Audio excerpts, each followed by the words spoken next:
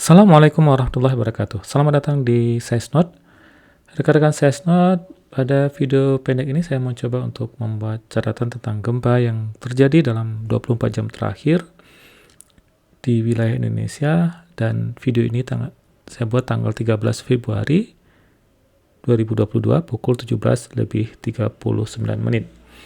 Ini berdasarkan informasi dari USGS, dan di sini kita lihat di Indonesia dalam 24 jam terakhir setidaknya ada 1, 2, 3, 4, 5.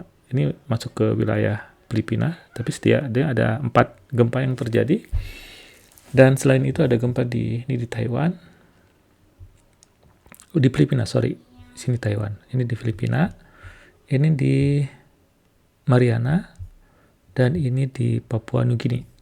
Kita akan coba fokus gempa yang terjadi di wilayah Indonesia. Kalau kita lihat dalam 24 jam terakhir, ada gempa yang lumayan besar, 5,5 di Ternate. Terjadi pada hari ini pukul 15:21 waktu Indonesia bagian Barat. Kedalaman gempa ini adalah 25,4 km, magnitudo 5,5. Selain itu ada 2 gempa di Flores. Yang pertama di ND, kedalaman sekitar 195,2 km, magnitudo 4,3, dan ini tergolong gempa yang dalam. Kemudian berikutnya ada gempa yang relatif dangkal, kedalaman 10 km, terjadi pada pukul 14:59 waktu Indonesia bagian Barat, dan magnitudonya adalah 4,5. Selain itu yang ini yang terjadi pukul 10 tadi pagi, kedalaman 82,8 km, magnitudo 4,4. Kalau kita perhatikan, 4 gempa yang terjadi di wilayah Indonesia tidak memberikan dampak yang serius, dan 3 gempa kurang dari 5, dan ada 1 gempa sekitar 5,5. Saya coba masuk ke situsnya BMKG.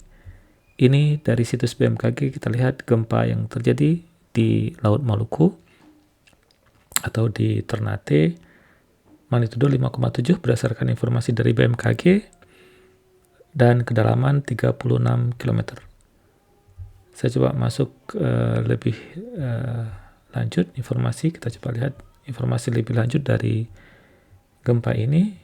Statusnya .confirm, dan mekanisme fokusnya adalah sesar naik yang sedikit kombinasi dengan sesar geser, tapi dominannya sesar naik. Dan di sini momen magnitudonya 5,7 dari informasi BMKG. Kedalaman sumber gempa ini adalah 46 km. Ini berdasarkan informasi dari BMKG. Kemudian kalau saya coba masuk ke webnya GFZ, webnya GFZ menyebutkan 5,6 magnitudo gempa di Ternate. Mekanisme fokusnya adalah sesar naik, sama seperti yang tadi disebutkan oleh atau dirilis oleh BMKG. Kedalamannya sedikit berbeda, 57 km. Atau sama tadi ya. Kita lihat 46. Kalau di sini 46, 5,7. Kalau GFZ menyebutkan magnitudo 5,6 dan kedalaman 57 km. Nah, kalau kita lihat yang menjadi pemicu gempa ini adalah kemungkinan akibat adanya aktivitas subduksi yang kita kenal dengan subduksi ganda di Laut Maluku. Ini ada sebuah paper yang dipublikasikan di Geoscience Letter tahun 2021. Ini relatif baru papernya. Judul paper ini adalah Local Seismotectonic Analysis of the July 2019 Molucasi Earthquake Sequence Based on Moment Tensor Solution. Ini ditulis oleh, sepertinya ini grupnya dari LIPI ya, kalau saya lihat beberapa penulisnya kelihatan dari LIPI. Atau kita lihat di sini afiliasinya dari, di mana afiliasinya ya? Mungkin paling bawah kelihatannya. Ini afiliasinya, ya, LIPI. Ya, LIPI di Puspitec Serpong. Oke, saya akan coba lihat dengan informasi dari paper ini tentang subduksi ganda di Laut Maluku. Nah, ini kita lihat sebuah tampilan seismisitas di sekitar Indonesia bagian timur, di Sulawesi dan sebagian Maluku. Dan kita lihat ini seismisitas di Laut Maluku, dan yang diberikan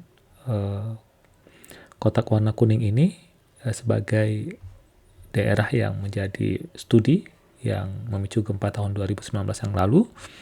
Dan ini adalah profil cross section secara vertikal atau penampang secara vertikal A dan B. Nah, ini tampilan vertikalnya, penampang vertikal A dan B. Dan kita lihat di sini ada sebuah aktivitas subduksi ganda antara bagian dari Halmahera Arc dan Sangihe Arc, ya.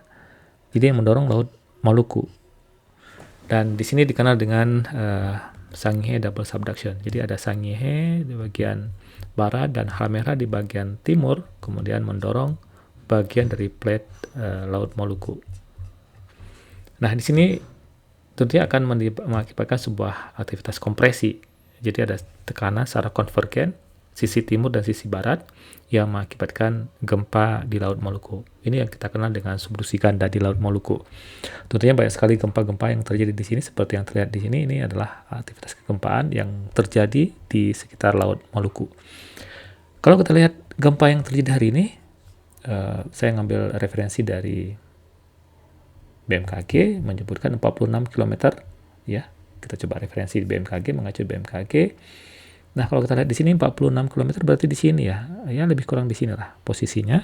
Saya coba beri tanda garis di sini. Nah, kalau kita lihat dari profil yang diberikan di sini dengan 46 km berarti lebih kurang ada di sini gempa yang terjadi, ya, di zona tengah sini, di tengah-tengah Laut Maluku. Berarti di sini lebih kurang di Talaut Mayu Ridge, dan inilah yang mengakibatkan gempa. Berarti kedalaman gempa 40 berapa tadi? 46 km berarti di sini.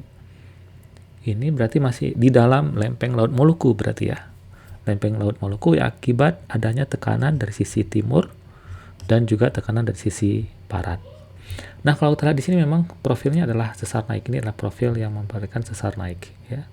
Dan kelihatannya kalau memang kita lihat dari posisi kedalaman gempa hari ini di Laut Maluku, berarti di sini juga ada pengaruh dari struktur sesar naik seperti yang tergambar di sini. Nah, ini sedikit gambaran, ya, tentang gempa yang terjadi hari ini di Laut Maluku, dan gempa terpicu oleh adanya aktivitas sesar naik di zona subduksi ganda Laut Maluku. Ini adalah profil sesar naiknya.